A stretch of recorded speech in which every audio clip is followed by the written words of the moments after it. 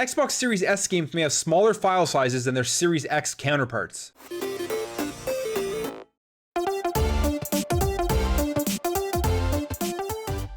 What is up, everybody? Welcome back to another video. Thank you for stopping by. If you're new here and you enjoyed what you see throughout this video, hey, maybe consider subscribing to help this channel grow. I'm almost at 1K subscribers, and it'll be really awesome to get there before the launch of the next generation. But hey, if not, it'll be cool just to get there at any point. For now, let's get into this. So as we know, the Xbox Series X and Xbox Series S are releasing next Tuesday, November 10th. And there's going to be a pretty big difference in the actual space available on the SSD to load games and save games onto. With the Xbox Series X, you're going to have that 1 terabyte drive, but will really only amount to about 802 gigabytes of actual storage to be able to save games. And then with the Xbox Series S, there's 512 gigabytes on the SSD, which will only amount to 364 gigabytes for your games. Now, obviously, the big difference between the two consoles is that the Xbox Series X is just much more powerful with more teraflops, and it is a 4K machine aiming for 4K 60 FPS for the majority of its games with ray tracing. And then you have the Xbox Series S, which is going to be a 1440p/1080p machine, less teraflops, a less powerful GPU. So games on the Xbox Series S are not going to need the same assets and the same 4K assets to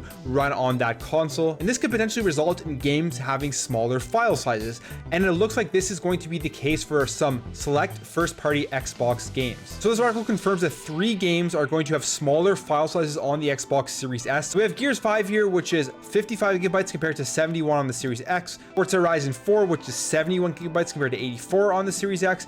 And then Sea of Thieves, which is the big, massive one, which is only 17 gigabytes versus 46 gigabytes on the Series X. Now, this is huge because obviously the Series S has way less memory for you to save your games on. If they're going to be able to reduce the file sizes for games coming out on the Series S, you're actually going to be able to hold a lot more games than you would initially would if you were holding the full file sizes for the games that are on the Series X. And I think that will be a big deal for the owners because obviously the Series S is all digital. There are no discs.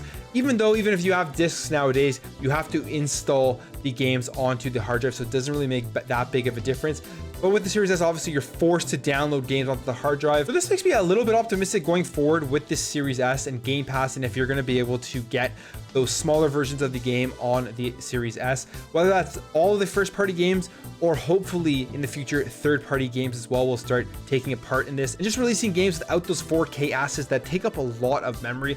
And then you're going to be able to just fit more games onto that SSD rather than having to save a lot of them on an external hard drive. I mean, me personally, I'm going to be saving a lot of my stuff on the external hard drive for my backwards compatibility. I probably won't store very much of that on the SSD unless it's a game that I really just want to get into and I'm playing all the time. And then obviously the Series X optimized games are going to be storing on the SSD, which is going to take up a lot of space. Even with an 802 gigabyte SSD on the Series X, that thing is going to fill up fast unless you really manage it properly. And then going forward, I'll probably get the Seagate 1 terabyte expansion. I think I'm going to wait until that drops in price or until more third-party manufacturers come out and make those, because I believe that will definitely make them drop in price a lot.